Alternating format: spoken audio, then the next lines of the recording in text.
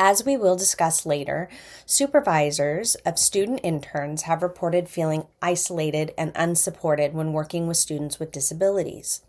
It is our belief that with increased awareness, education, and support, supervisors will feel confident in their ability to mentor and support all students, regardless of disability status.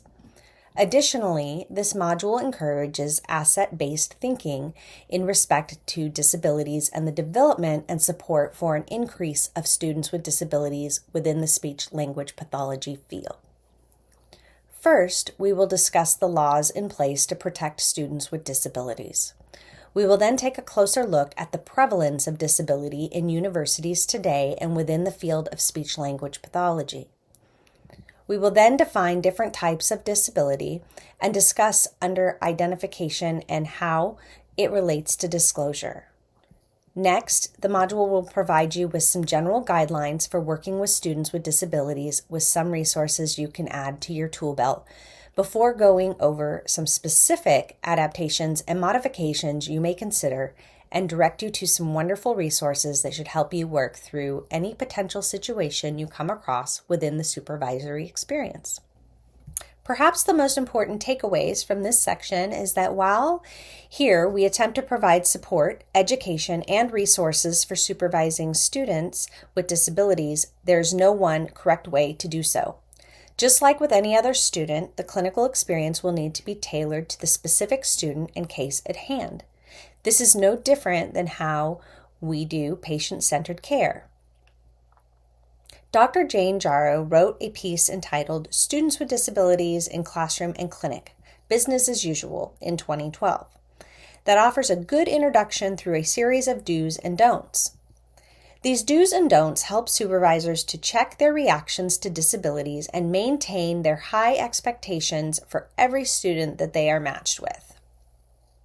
So this list includes: do make contact with the disability services provider on your campus to discuss any concerns you have regarding the inclusion of a student with disability. Do talk to the student if you have concerns that are related to disability. Do maintain the same high standards and expectations for students with disabilities that you expect of every other student, client, or patient. Don't stereotype students with disabilities as being less capable. Don't group students by disability category and assume that all students with the same label will perform in the same way.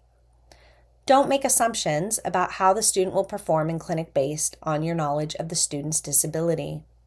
And don't let concerns about the student's future employment potential color your judgment of the student's current performance. Let's dive into reasonable accommodations, the interactive process. Think about a person in a wheelchair. Do we expect them to adapt to a building with stairs? Or do we expect the building to adapt for people in a wheelchair? We don't expect the person to get out of their chair and figure out how to manage the stairs. We build a ramp. It is our job as clinicians and supervisors to always be looking to build a ramp. Now that we have introduced general considerations regarding different disability types and explored what that would look like within an internship, we will explore specific accommodations and how supervisors should go about the process of identifying the right accommodations to make and how to monitor their effectiveness throughout the internship process.